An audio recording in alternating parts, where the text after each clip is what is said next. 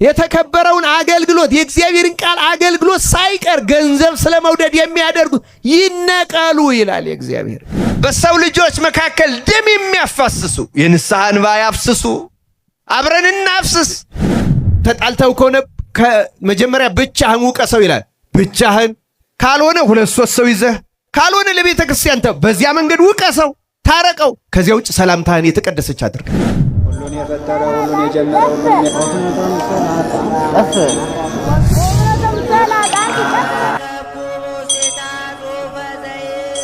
በውስጧም እንዲህ የሚል ጽሑፍ አገኘው። ወወልድ ወመንፈስ ቅዱስ አህዱ አምላክ አሜን። ብፁዕ አባታችን አቡነ ዮሴፍ የሲዳማ ሀገረ ስብከት ሊቀ ጳጳስ የቅዱስ ሲኖዶስ አባል፣ ክቡር አባታችን መላከ ፀሐይ አባ ኪዳነ ማርያም የሐዋሳ ደብረ ምሕረት ቅዱስ ገብርኤል ገዳም አስተዳዳሪ፣ ክቡር አባታችን ሊቀ መዘምራን ቆሞስ አባ ፍሬ ስብሐት የዚህ ቤተክርስቲያን ታሪካዊ ቤተክርስቲያን አስተዳዳሪ፣ የዚህ ጉባኤ ታዳሚዎች ሁላችሁ አባቶች፣ ወንድሞች፣ እናቶችና እህቶች እንደምን ሰነበታችሁ? እንደምን ዋላችሁ? እንደምን አመሻችሁ? አሜን። ልዑለ ባህሪ እግዚአብሔር አምላካችን ስሙ ለዘላለም የተመሰገነ ይሁን። ያማረ ሐሳብ በሚል ርዕስ መነሻነት እንማማራለን። እግዚአብሔር አምላካችን ለሁላችን ምስጢሩን ይግለጽልን። የትምህርታችን ርዕስ ማን ነው አልኳችሁ? ያማረ ምን? የምንማርበት የትምህርታችን ርዕስ የሚገኝበት ኃይለ ቃል መዝሙረ ዳዊት በአማርኛው መዝሙር 19 በግዕዙ መዝሙር 18 ቁጥር 14 ላይ ይሆናል። ቁጥር 13 11 ጀምሮ ወይም ደግሞ ቁጥር 8 ጀምሮ በንባብ አሰማችኋለሁ። ቁጥር 7 ይቅርታ። የእግዚአብሔር ሕግ ፍጹም ነው። እስኪ ተናገሩ። የእግዚአብሔር ሕግ በሉ። ፍጹም ነው። የእግዚአብሔር ሕግ ፍጹም ነው። ምንም እንከን የለውም። ምን አንዳንድ ፈላስፎችም ያልሆኑ እንዲያውም ደንቆሮዎችም ጭምር የእግዚአብሔርን ቃል የሚተቹበት ጊዜ አለ። ስለማይገባቸው፣ ስለማይረዳቸው፣ አይምሯቸው መረዳት ስለማይችል ሆኖ ሳይሆን አይምሯቸውን እግዚአብሔር እንዲገልጽላቸው የእግዚአብሔርን ሐሳብ እንዲረዱ ራሳቸው ቀድመው ስለሚዘጉት ነው እንጂ የሰው ሁሉ አይምሮ ከእግዚአብሔር ተስተካክሎ የተፈጠረ ነው። አይምሮ ጎደሎ የሆነ ፍጥረት የለም። በሕማም አካል እንደሚጎለው ራሱ አጉድሎት ካልሆነ በቀር፣ በማመጽ በመካድ ዘግቶት ካልሆነ በቀር እግዚአብሔር አይምሮውን አጉድሎ የፈጠረበት ሰው የለም። ይህንማ እግዚአብሔርን አጉዳይ ብሎ እንደ መሳደብ ያለ ነው፣ ክህደትም ነው በእውነት። ስለዚህ ሕሊናው አይምሮ ጎደሎ የሆነ ሰው የለም። እንዳ ክርስቲያኖች የእግዚአብሔር ሕግ ፍጹም ነው። እንዲያውም ሌላም ቦታ ላይ መዝሙር 11 ላይ ቃል እግዚአብሔር ቃል ንጹሕ ከመብሩር ጽሩይ ንጡፍ ወፍቱን ምድር አጽረይ ወመስቤተ፣ የእግዚአብሔር ቃል 7 ጊዜ ወይም ደግሞ ፍጹም 7 ፍጹም ስለሆነ ፍጹም እንደተጣራ እንደሚፈልቅ ብር ምንም እንከን የሌለበት ነው ይላል። እግዚአብሔር ሕጉ ፍጹም ነው፣ እንከን የለሽ ነው። ለዚህ ነው ዳዊት አሁንም እዚህ ላይ የእግዚአብሔር ሕግ ፍጹም ነው ይልና ነፍስን ይመልሳል ይላል። ማንን ይመልሳል? እስኪ በሉ። እግዚአብሔር ነፍሳችን ይመልስልን። ነፍስን ይመልሳል። ከምን ይመልሳታል? ከምርኮ። ከማን ምርኮ? ከዲያብሎስ ምርኮ፣ ከዓለም ምርኮ፣ ከብኩንነት ነፍስን ይመልሳል እግዚአብሔር። የእግዚአብሔር ሕግ ፍጹም ነው፣ ነፍስን ይመልሳል። የእግዚአብሔር ምስክር የታመነ ነው፣ ሕፃናትን ጠቢባን ያደርጋል ይላል። ለዚህ ነው ልጆቻችሁን ሰንበት ትምህርት ቤት ላኩ የምትባሉት እግዚአብሔር ጠቢብ እንዲያደርግላችሁ ነው። ወላጆች ሕፃናትን ጠቢባን ያደርጋል። የእግዚአብሔር ሥርዓት ቅን ነው፣ ልብንም ደስ ያሰኛል። የእግዚአብሔር ትእዛዝ ብሩህ ነው፣ ዓይንንም ያበራል። እግዚአብሔር ዓይነ ልቡናችን ያበራል፣ ዓይንንም ያበራል። የእግዚአብሔር ፍርሃት ንጹሕ ነው፣ ለዘላለም ይኖራል። የእግዚአብሔር ፍርድ እውነትና ቅንነት በአንድነት ነው አለ። እውነትና ቅንነት፣ እውነትም ብቻ አይደለም፣ ቅንነትም ብቻ አይደለም፣ በአንድነት ነው። አናብራራቸውም ጊዜ ስለሌለ። ከወርቅና ከክቡር ዕንቁ ይልቅ ይወደዳል፣ ከማርና ከማር ወለላም ይጣፍጣል። ባሪያህ ደግሞ ይጠብቀዋል፣ በመጠበቁም እጅግ ይጠቀማል። ስህተትን ማን ያስተውላታል? ከተሰወረ ኃጢአት አንጻኝ፣ የድፍረት ኃጢአት እንዳይገዛኝ ባሪያህን ጠብቅ፣ የዚያን ጊዜ ፍጹም እሆናለሁ፣ ከታላቁም ኃጢአት እነጻለሁ ይልና አቤቱ ረዳቴ፣ ረድኤቴ፣ መድኃኒቴም የአፌ ቃልና የልቤ ሐሳብ በፊትህ ያማረ ይሁን ይላል። ያማረ ይሁንልን። እስቲ እንድገመው ይህን ቃል። አቤቱ በሉ ረድኤቴ መድኃኒቴም የአፌ ቃልና የልቤ ሐሳብ በፊትህ ያማረ ይሁን።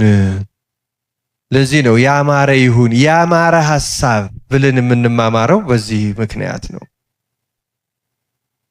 የአፌ ቃል የልቤ ሐሳብ በፊትህ ያማረ ይሁን። እንግዲህ አስተውሉ ክርስቲያኖች፣ አሁን የአፍ ቃል የሚባለው ቀላል ነገር አይደለም። ዝሙትን ኃጢአትነቱን ብዙ ሰው ያውቀዋል። የዝሙት ኃጢአት የታወቀ ነው። ምናልባት የዝሙት ዘርፎቹን አስተካክለን ላናውቃቸው እንችላለን።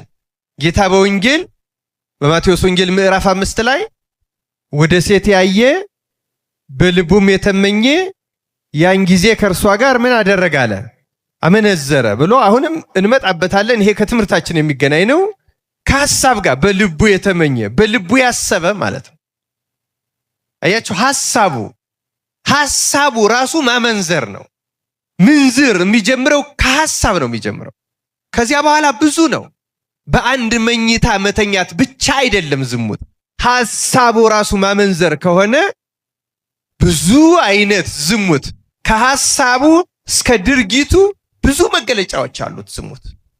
ብዙ አይነት ዝሙት አለ። ስናውቀው እንጠነቀቃለን፣ እንጠበቃለን። ስንስት ስንወድቅም ደግሞ እናለቅስበታለን፣ እናዝንበታለን፣ ንስሐ እንገባበታለን።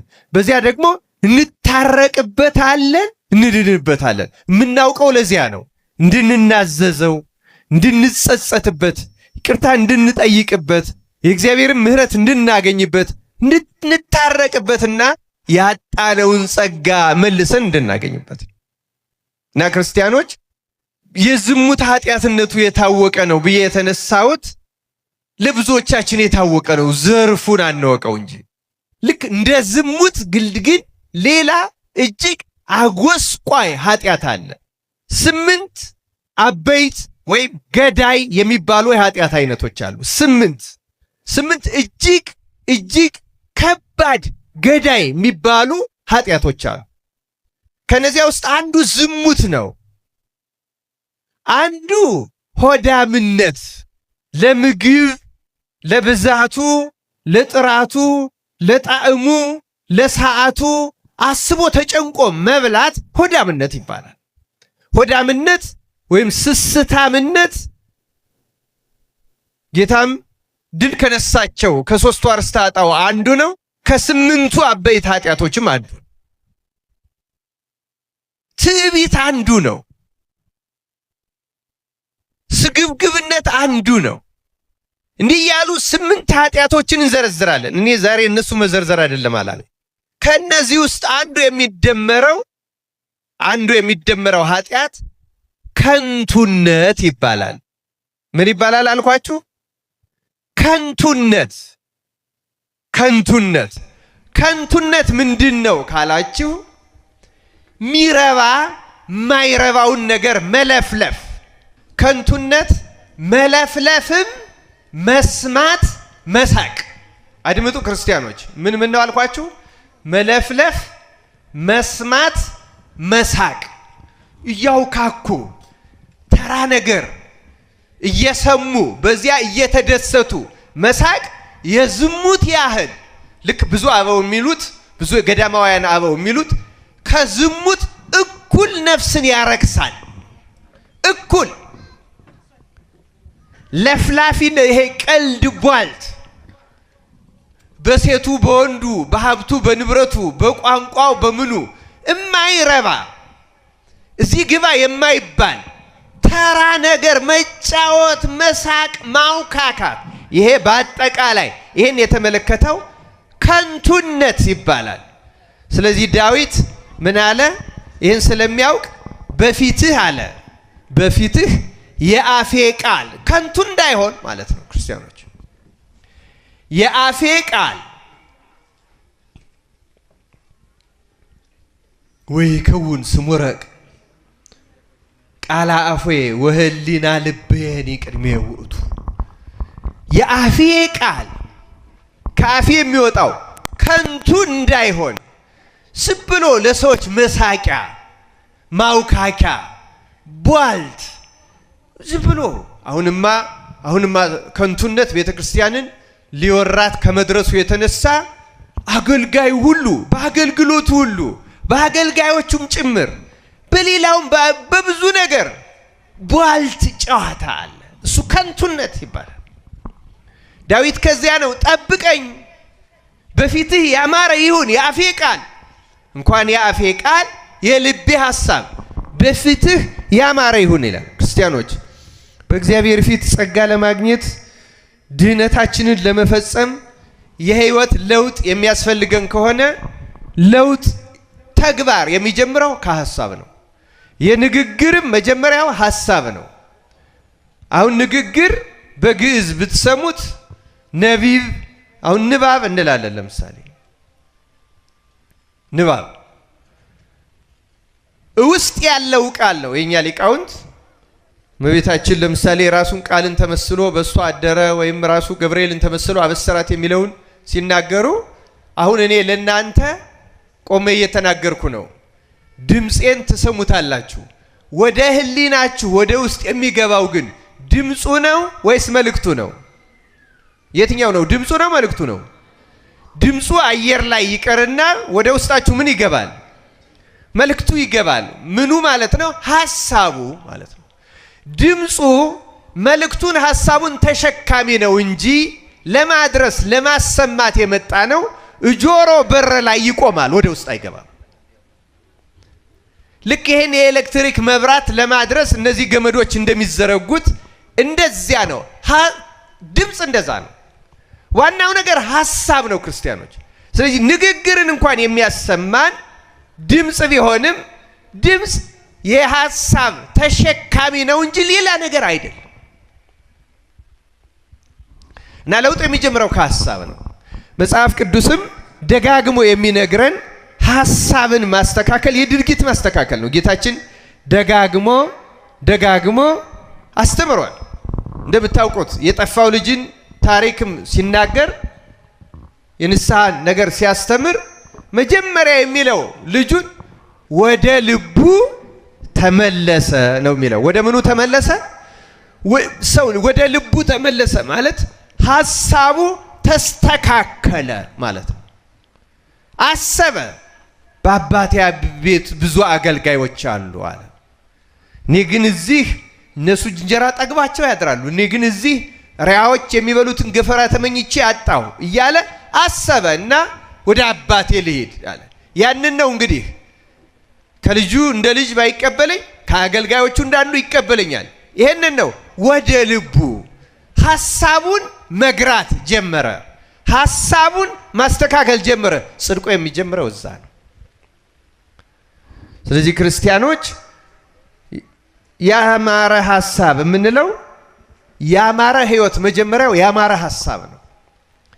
ያማረች ነፍስ የምታምረው መጀመሪያ በሐሳቧ ነው። ያማረ ቃል የሚኖረን ያማረ ሐሳብ ሲኖረን ነው። ቅድም እንዳልኳችሁ ነው። ቃል በድምጽ የሚወጣ ሐሳብ ነው። ድምጹ ድምጽ ነው። ድምጹ ልክ እንደዚህ ማይክሮፎን ነው። ይሄ ድምጽ ማጉያ አንድ ሰው ስድብ ቢናገርበት ለቅሶ ቢያሰማበት ዘፈን ቢያሰማበት ቅዳሴ ቢያሰማበት ሌላም ቢያሰማበት ያሰማል። ድምጹን ያወጣል እንጂ መልእክቱ የሱ አይደለም። ስለዚህ መልእክቱ የህይወቱ ለውጥ መሰረታዊ ነገር ያለው ሐሳብ ላይ ነው ክርስቲያኖች። እና ሐሳብ ነው ጌታ ሐሳብን ከ10ቱ ትእዛዛት ጀምሮ ሐሳባችንን እንድንገራ እንድንሰራ እንድንወስን አድርጎ ነው ያስተማረን። አሁንም እግዚአብሔር ለሁላችን ማስተዋሉን ያደለን።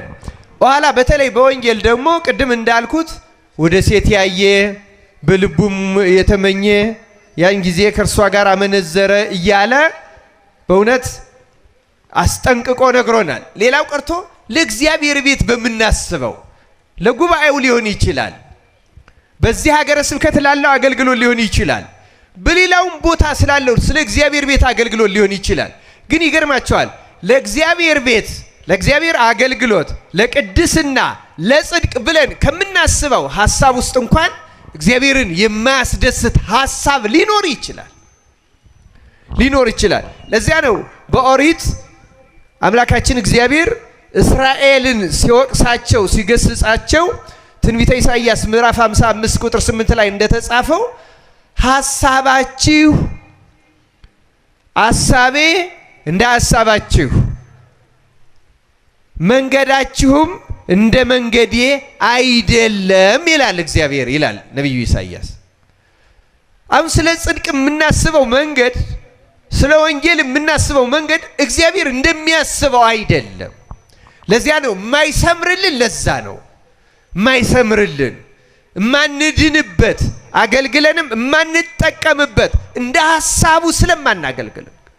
ለዚያ ነው መልካም እንኳን ብናደርግ ሐሳባችሁ። ለዚያ ነው እኮ ሳኦልን መስዋዕትን ሲያቀርብ እግዚአብሔር መታዘዝን እወዳለሁ ምሕረትን እወዳለሁ መስዋዕትን አይደለም ከመታዘዝ ይልቅ መስዋዕት ይበልጣል ያለው እግዚአብሔር መስዋዕቱን አይደለም ያየለት። እግዚአብሔር መስዋዕት ይወዳል ማለት በመጥፎ ሐሳብ የቀረበ መስዋዕት ይቀበላል ማለት አይደለም። እንዲያውም በዳዊት ደጋግሞ እንደተናገረው ዕጣናችሁን መስዋዕታችሁን አላይም ይላል ዳዊት። ይበል ስጋ ላይም ወይሰቲ ደመጠሊ እግዚአብሔር የበግ ስብ አይበላም። አይምሰላችሁ መስዋዕቱን አሳምራችሁ ስላቀረባችሁ እግዚአብሔር ደስ የሚሰኝ አይምሰላችሁ። የሚበላው የሚጠጣው አይምሰላችሁ። የምታቀርቡበትን ሐሳብ ነው የሚወደው። ለዚያ ነው ቃየን መስዋዕቱ ውዱቅ የሆነው ሐሳቡ ውዱቅ ስለሆነ ሐሳቡ ስለተበላሸ።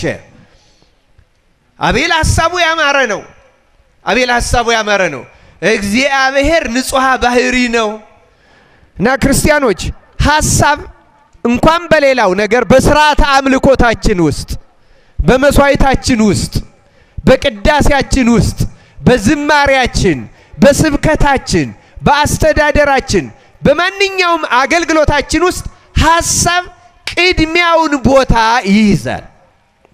ቅዱስ ጳውሎስ ሐዋርያት ሥራ ላይ መላጠያ የምትባል ደሴት ገብቶ መላጠያ በአሁኗ ስሟ በእንግሊዝኛ ማልታ ትባላለች አገር ናት። ሜዲተራኒያን ባህር ውስጥ ያለች ከነ ሮም ከነ ግሪክ በፊት የምትገኝ ሀገር ነች። እና እዚያች ገብቶ መርከቡ ተሰብሮ ወደ ሮም ታስሮ ሲሄድ ነው በዚያ እንግዲህ የሐዋርያት ሥራ ሲነበብ እንደውም ከብርዱ የተነሳ ከዚህ ማዕበል ቢወጣ ጊንጥ ነድፋው እሳት ሲያሞቁለት ሁሉ የሰውዬ ኃጢአተኛ ነው፣ ከባህሩ ቢወጣ ጊንጥ ነደፈው ያሉት እዚች ሀገር ነው። እና እዚች ሀገር ሲያስተምር እግዚአብሔር ምን ያደረገለት? ሐሳቡ የእግዚአብሔር ሐሳብ ብቻ ስለሆነ እንደዚህ ያለው ቦታ እያስተማረ 20 ኪሎ ሜትር ርቀት ላይ ያሉትን ሰዎች የጳውሎስን ድምፅ እንዲሰሙት እግዚአብሔር አደረጋቸው ይላል። በእውነት ደሴቲቱ አንድ ቦታ ባስተማራት ትምህርት እግዚአብሔር በተአምራት እንዲሰማቸው አድርጎ ክርስቲያን አረጋቸው፣ አሳመናቸው። እኛንም የምንሰማማበትን በቸርነቱ ያደለን።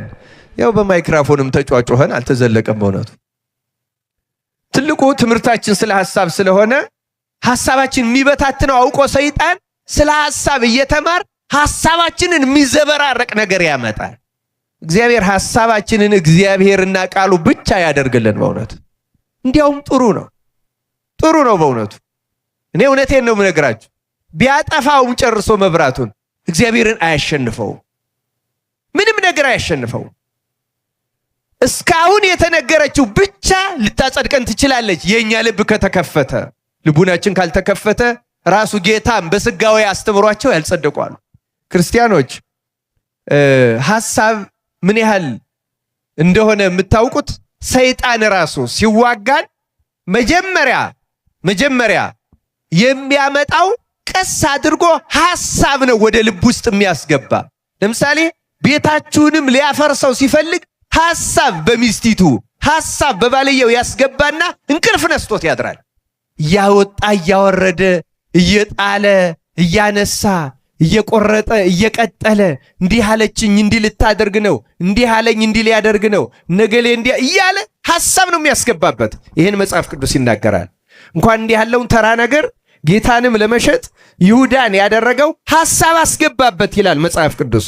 ዮሐንስ ወንጌል ምዕራፍ 13 ቁጥር 2 ላይ እንዲህ ይላል፣ እራትም ሲበሉ ዲያብሎስ በስምዖን ልጅ በአስቆሮቱ በይሁዳ ልብ አሳልፎ እንዲሰጠው ሐሳብ ካገባ በኋላ ይላል። ምን ካስገባ በኋላ? እስኪ ተናገሩ። ይኸው ዲያብሎስ ወደ አስቆሮቱ ይሁዳ ሐሳብ አስገባ ነው የሚለው። ነገር የሚጀምረው ከሐሳብ ነው። ክርስቲያኖች ሐሳብ አስገባ። ምን ሐሳብ ያስገባ ይመስላችኋል? ልንገራችሁ። በሊቃውንት የነገረውን ወደ ይሁዳ የገባውን ሐሳብ ልንገራችሁ። ወንጌሉ ላይ አልተጻፈም፣ ግን ሊቃውንት አብራርተውታል። ምን መሰላችሁ? ይሁዳ ከጌታ ጋር ከደቀ መዛሙርቱ አብሮ ሲማር ሲውል ሲያድር ያያቸው ተአምራት አለ።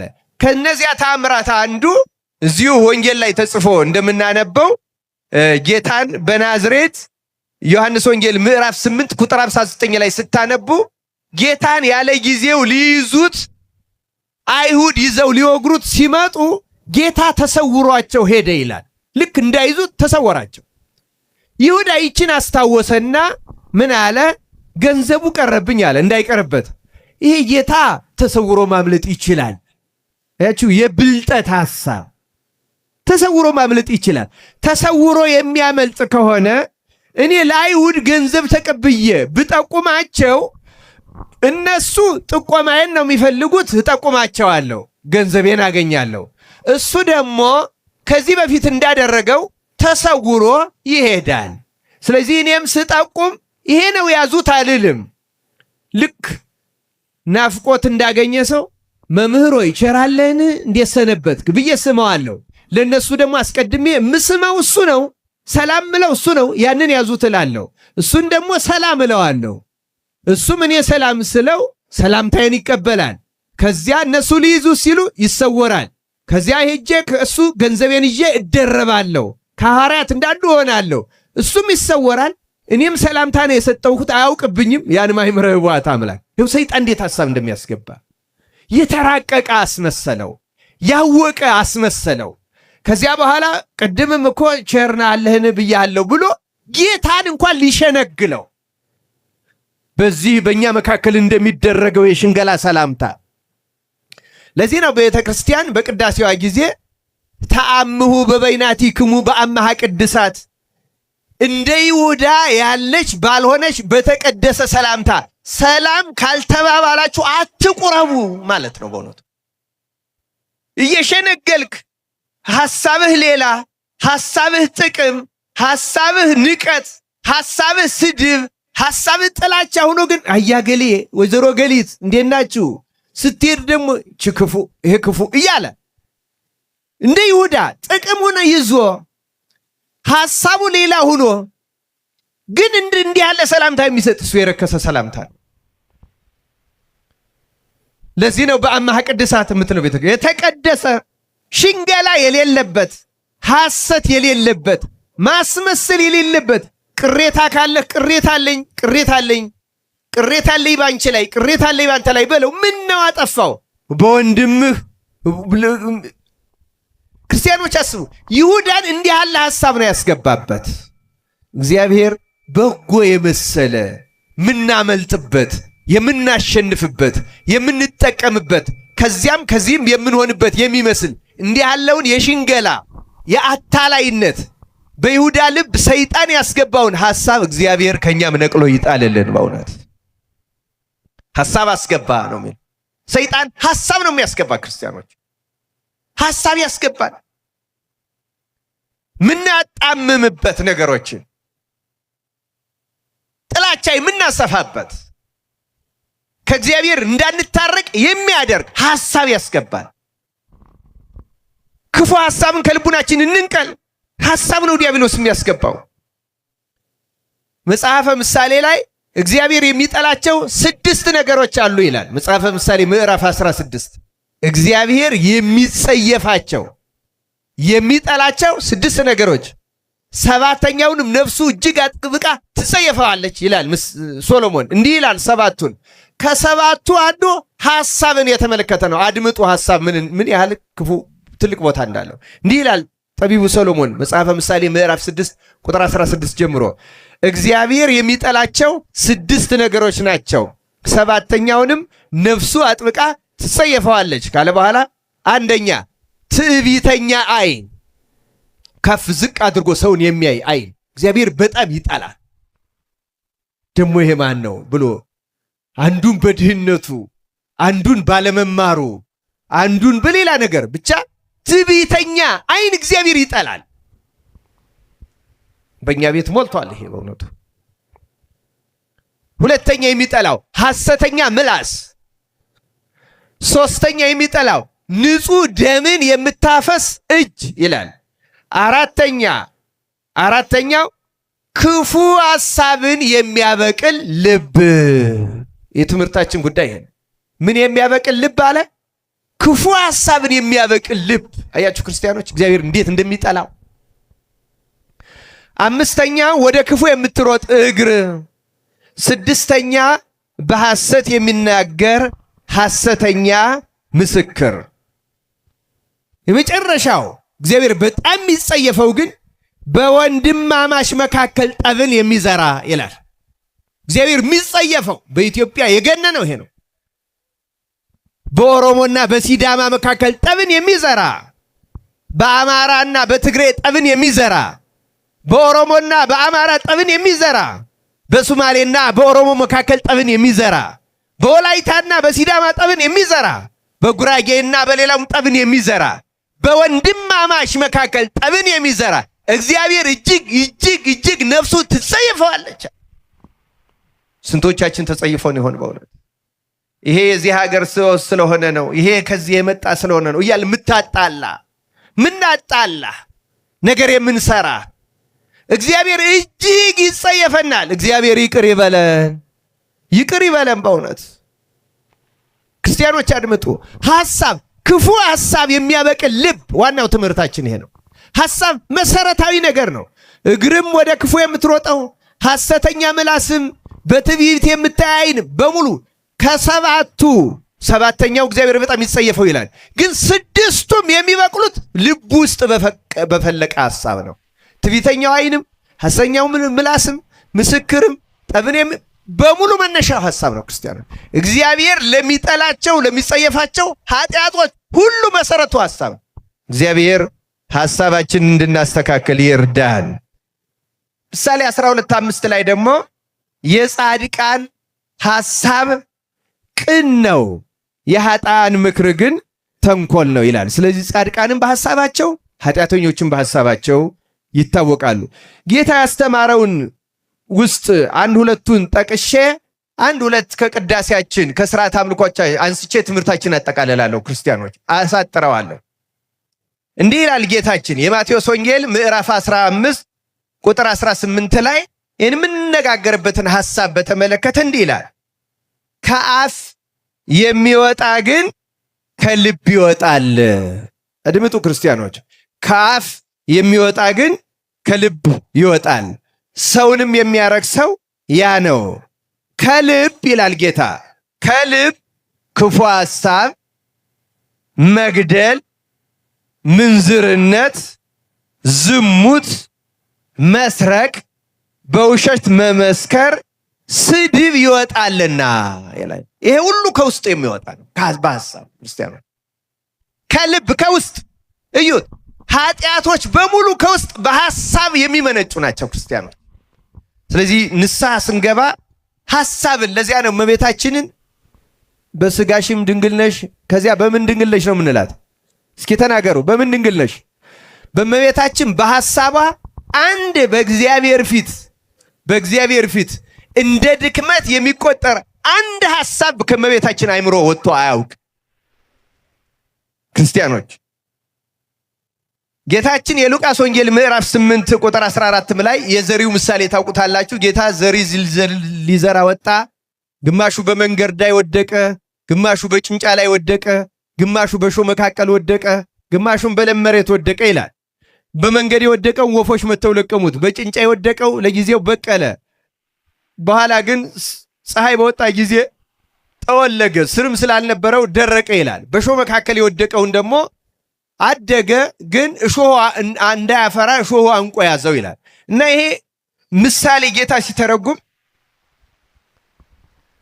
እንዲህ ይላል ጌታ በሉቃስ ወንጌል ምዕራፍ 8 ቁጥር 14 ላይ በእሾህ መካከል የወደቀ ይላል። ይሄ ጌታ ቃል ነው፣ አድምጡ። እነዚህ የሚሰሙት ናቸው አለ፣ የእግዚአብሔርን ቃል የሚሰሙት ናቸው።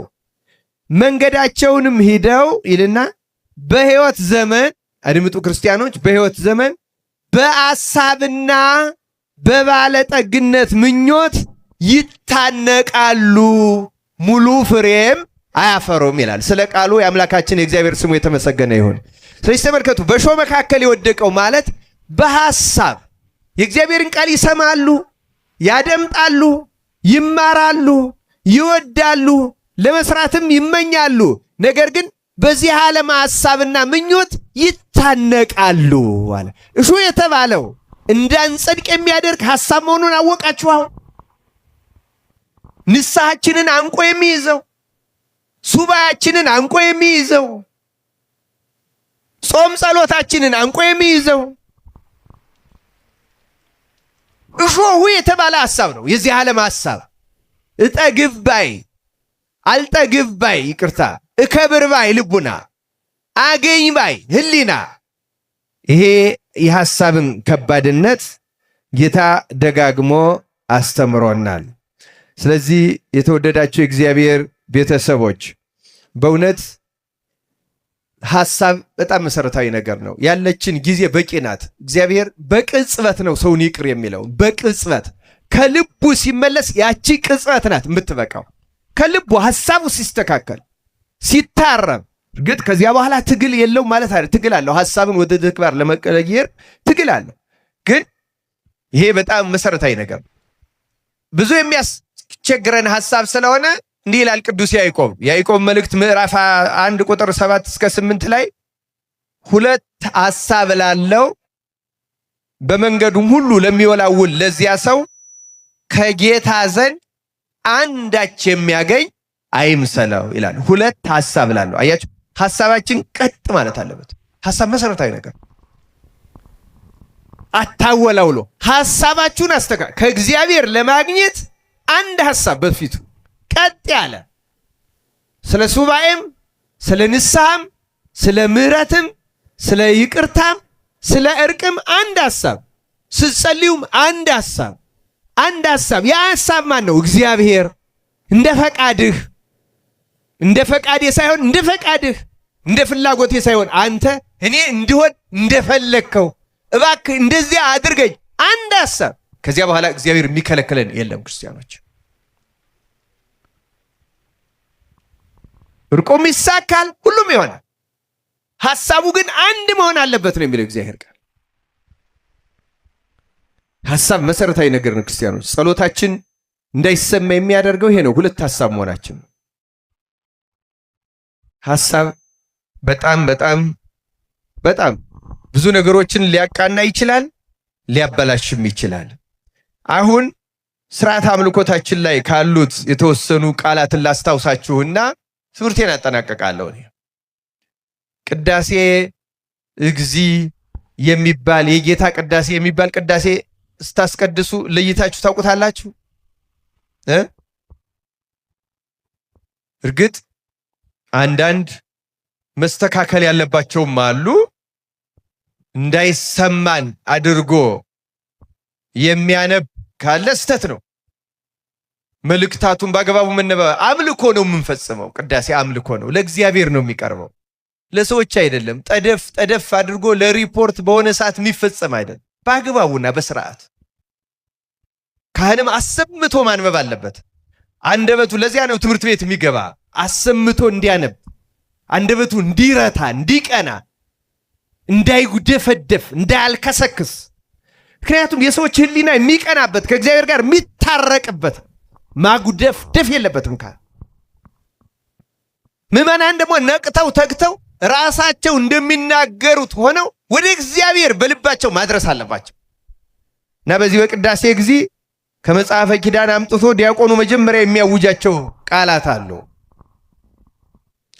በግዕዙ መጀመሪያ ሊያዜመው ይችላል። ወለእመቦ ዘተሃየሰ ምስለ ቢጹ ይህድግ ሎቱ፣ ከወንድሙ ጋራ የተጣላ ቢኖር ምን ያድርግለት? ይተውለት ይላል አይደለም? እኛ ምን እንላለን? አምላካችን ሆይ እንደ ቸርነት ነው እንጂ እንደ በደላችን አይሁን እንላለን። ለዚህ የምንሰጠው እና ከዚያ በኋላ በተከታታይ የሚያሰማቸው አዋጆች አሉ። እዚህ ውስጥ ከወንድሙ ጋራ የተጣላ ቢኖር ይተውለት ከሚለው በኋላ ሁለት ስለ ሐሳብ የሚናገሩ አሉ። አንደኛው እንዲህ ይላል፣ በሐሳቡ ድውይ የሆነ ቢኖር ይወገድ፣ እመቦ ነውረ ህሊና ይቅረብ፣ ጨርሶ አይጠጋ ነው የሚለው። በሐሳቡ ነውር ያለበት፣ ይሄ ተራ ቧልት ቆሻሻ ነገር ያለበት አይቅረብ። ከእግዚአብሔር ቅዱስ ቤተ መቅደስ ከምስዋው አይቅረብ። ሐሳቡ ነውር ያለበት፣ ሐሳቡ ድውይ የሆነ ነው የሚለው። መልሶ ይደግመዋል፣ በሐሳቡ ድውይ የሆነ ይከልከል ይላል። ወደ ኋላ ደግሞ ተመልከቱ። ሐሳብ መሰረታዊ ነገር ነው። ወደ ፍሬ ቅዳሴ ጻኡ ንዑሰ ክርስቲያን ተብሏል። ከዚያ በኋላ ንዑሰ ክርስቲያን ሳይሆን ግን ሐሳቡ ችግር ያለበት ሰው ቢኖር አይቅረብ። ሐሳብ መሰረታዊ ነገር ነው ክርስቲያኖች። ከሥጋ ደግሞ የሚያርቅ ነገር ነው። በሐሳቡ ድውይ የሆነ ማለት ድውይ በሽተኛ ማለት ነው። ሐሳብ ውስጥ በሽተኛ ሐሳብ ያለበት። በሽተኛና በሽታ የተለያየ ነው። በሽተኛ የሆነ ሰው አለ ማለት ራሱ ሰውየው በሽታ ነው ማለት አይደለም። ሐሳብም እንደዚያ ነው። ብዙ ጥሩ ሐሳብ ሊኖረው ይችላል አንድ ሰው፣ ግን ከሐሳቦቹ መካከል አንዱ ጤነኛ ያልሆነ ሐሳብ ሊኖር ይችላል። እንዲሁም ተንኮል እያሰበ የሚያስቀድስ ሞልቷል። ይሄ አይቅረብ ነው የሚለው ክርስቲያኖች። በእግዚአብሔር ፊት ንጹሕ ሆኖ ለመገኘት እግዚአብሔር በፈሰሰ ውሃ መጠን አይደለም፣ በልቡናችን በምንጠይቀው ይልቁንም ማፍሰስ ካለብን እኛን የሚያጥበን ማይ እንባ ነው። አንባ ንስሐ ነው። ቅዱስ አትናቴዎስ በቅዳሴ አትናቴዎስ እንደተናገረው ጥምቀት አትደገምም። ከጥምቀት በኋላ በኃጢአት የረከሰ ሰው ለአስተስርዮ ጥምቀት ታስፈልገዋለች። ጥምቀት ግን አይደገምም። ብቸኛው ከዚያ በኋላ ያለችው ጥምቀት አንባ ንስሐ ናት። የንስሐ እንባ ያቺ እጅግ ትልቁን ቆሻሻ የነፍስ ትንደዋለች፣ ታጥባለች። ውሃ መሬትን ከሚንደው በላይ ትንሽ እንባ ትልቅ ኃጢአትን ትፈጠፍጠዋለች፣ ትጠላዋለች። እግዚአብሔር የንስሐ እንባን ያደለ። ክርስቲያኖች በእንባ እንታጠብ፣ እንጠመቅ። እግዚአብሔርን ይቅር በለን እንበለው፣ እንለምነው፣ እንታረቅ። ደም መፍሰስ ይቁም በሀገራችን። የጎሪጥ መተያየት ይቁም። እግዚአብሔር ነፍሱ አጥብቃ ትጸየፈዋለች የተባለው በወንድማማች መካከል በሚዲያ ጠብ የሚዘራ ሞልቷል። ዛሬ በሚዲያ በፕሮፓጋንዳ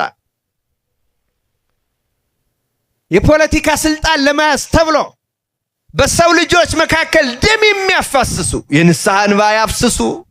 አብረን እናፍስስ። እነሱ እድሉን አግኝተው ነው እንጂ ብናገኝ እኛ ሐሳብ መሰረታዊ ክርስቲያን። ለዚያ ነው ቅዳሴያችን ይወገድ አይቅረብ ይራቅ ነው የሚለው ቅዳሴያችን ክርስቲያን። እዚሁ ቅዳሴ እግዚእ ላይ ካህኑ በሚጸልየው በሚያቀርበው ምስጋና ላይ እንዲህ የሚል ቃል አለ። ደግሞ ወርቅን የሚወዱ ይነቀሉ ይላል። እግዚኦ ወርቅን የሚወዱ ይነቀሉ። አስተውሉ ክርስቲያኖች፣ ወርቅ ያላቸው ይነቀሉ አይደለም ያለው። ገንዘብ ያላቸው ይነቀሉ አይደለም። ወርቅ ገንዘብ ንብረትማ አብርሃምም ነበረው፣ ዳዊትም ነበረው፣ ኢዮብም ነበረው፣ ሶሎሞንም ነበረው። ይነቀሉ አልተባሉ። እንዲያውም ይተከሉ ነው የተባሉት። እነሱ ለምንድን ነው እንደዛ የተባሉ? በወንጌል ጌታ በመንፈስ ድሆች የሆኑ ብፁዓን ናቸው እንዳለ በመንፈስ ድሆች ናቸው። አብርሃም ድንኳን ተክሎ ለሁሉ የሚሰጠው በመንፈስ የኔ አይደለም የእግዚአብሔር ነው ብሎ ሶሎሞን ምን ሀብት ንብረት ስጠኝ አልልም፣ ዕውቀት ጥበብ ህዝብህ ትልቅ ነው እሱንም ማስተዳድርበት ብሎ ንቆታል፣ አዋርዶታል። ዳዊትም አዋርዶታል። አይላፍት ቀናት በመኳንንት ደጆች በቤተ መንግስት ከምኖር በደጅህ አንድ ቀን በወድቅ ይሻለኛል ያለ ዳዊት ንቆታል። የናቆት ይከበራሉ። እንግዲህ ሀብቱማ ነበራቸው፣ ወርቁማ ነበራቸው፣ ብይሉ ነበራቸው፣ ግን በመንፈስ ድሆች ናቸው። ጌታ ይነቀሉ ያለ ወርቅ የሚወዱ ምስገበገቡ፣ ሐሳባቸው ስለ ገንዘብ ብቻ ስለ ጥቅም ብቻ አገልግሎቱን ሳይቀር የተከበረውን አገልግሎት የእግዚአብሔርን ቃል አገልግሎት ሳይቀር ገንዘብ ስለ መውደድ የሚያደርጉ ይነቀሉ ይላል የእግዚአብሔር ቃል። በምስዋው በገባሬ ሰናይ ቄስ በኩል ይሄን የሚያቀርበው ራሱ መድኃኔ ዓለም ክርስቶስ ነው። በመስቀል ላይ ራሱን ሰዋኢ ካህን ራሱን መስዋዕት አድርጎ ደግሞ መልሶ ከአብ ከመንፈስ ቅዱስ ጋር በስልጣን በእሪና በመለኮት በእሪና አንድ ሆኖ የተቀበለው እሱ ጌታ በራሱ ቅዳሴ ይሄን ይነቀሉ። አሁን የሚያባላን ይሄን መውደድ አይደል እንዴ? እንትኑ የዚህ አካባቢ ይነቀሉ ምን ማለት ነው? ሐሳባቸው እንዲህ ሆነ። ሐሳባቸው ከገንዘብ ጋር፣ ሐሳባቸው ከጥቅም ጋር ልክ እንደ ይሁዳ ማለት ነው። ልክ እንደ ይሁዳ አይምሯቸው ላይ የሚወጣው የሚወርደው ይሄ የሆነ ይነቀሉ ይላል።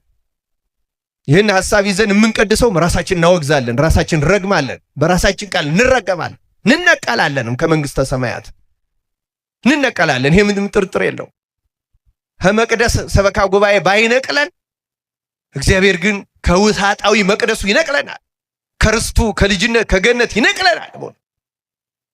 ከመነቀል በቸርነቱ ይጠብቀን። በእውነት ክርስቲያን እዚህ ቅዳሴ እግዚእ ላይ አሁንም አንድ ቃል አለ፣ ይገርመኛል። እኔ ካህኑ ስለ ሁላችን የሚለምነው ስለ ሐሳብ አቤቱ ይላል አንተን ደስ ከማያሰኝ ሐሳብ እንለይ ዘንድ መለየትን ስጠን። አያችሁ፣ አንተን ደስ የማያሰኘውን ሐሳብ ስለማናውቀው እኛ ሳናውቀው ከዚያ ሐሳብ እንዳንተባበር አንተ ራሱ መለየትን ስጠን። ክፉ ከሚመክሩ መለየትን ስጠን። ጽድቅ አስመስለው በጎ አስመስለው ክፉ ሐሳብ ወጥመድ እኛ ሳናውቀው እንዳንተባበር። ሐዋርያት አሁን ከይሁዳ ሊተባበሩ ነበረ። ይሁዳ ምን አለ? ይሄ ሽቶ ተሽጦ ለድሆች ያልተሰጠው ስለምንድን ነው አለ። ሲያዩት ሐሳቡ ከላይ ቅን ይመስላል፣ ግን አይደለም። እሱ ቀረብኝ ብሎ ነው። ሐዋርያትን በጌታ ላይ ሊያሳምጽ ነው። ተንኮለኛ ነው። አንዳንዶቹም ይህን ሐሳብ ደግፈው ነበር። ጌታ ቀስ አድርጎ ሐሳባቸው ለየው። ምን ብሎ? ድሆች እስከ ዕለተ ምጽአት ከእናንተ ጋር ይኖራሉ፣ ይህች ግን ለሞት ያደረገች ተዋት አለና የሐዋርያትን አይምሮ ጠብቆ ይሁዳን ተወው። በዚያው ክፉ ነውና በክፋቱ ተወው። ይህን የሚያውቅ ጌታ እንዲህ የሚለውን ጸሎት አሳያቸው። ሐዋርያትም አንተን ደስ ከማያሰኝ ሐሳብ እንለይ ዘንድ አቤቱ መለየትን ስጠን። እግዚአብሔር ከክቡ ሐሳብ በቸርነቱ ይጠብቀ። የተወደዳችሁ የእግዚአብሔር ቤተሰቦች መንፈሳዊ ሕይወት፣ ለውጥ፣ አገልግሎት፣ ማንኛውም ነገር ከሐሳብ ነው የሚጀምረው። በጎም ከሐሳብ ነው የሚጀምረው፣ ክፉም ከሐሳብ ነው የሚጀምረው። መሰረቱ ሐሳብ ነው ክርስቲያኖች። ለዚህ ነው ያማረ ሐሳብ እግዚአብሔር ሐሳባችንን ያሳምርልን። በግድ አያሳምርልንም፣ በግድ አያሳምርም፣ በፈቃድ ነው። እኛ ፈቃደኞች መሆን አለብን። ስለምንሰማው መጸለይ አለብን፣ ስለምንናገረው መጸለይ አለብን፣ ስለምናስበው መጸለይ አለብን። ቅዳሴውን ነቅተን ተግተን አብረን የምንጸለየው ከሆነ እግዚአብሔር መጠበቁን ይሰጠናል፣ መጠበቅን ይሰጠናል።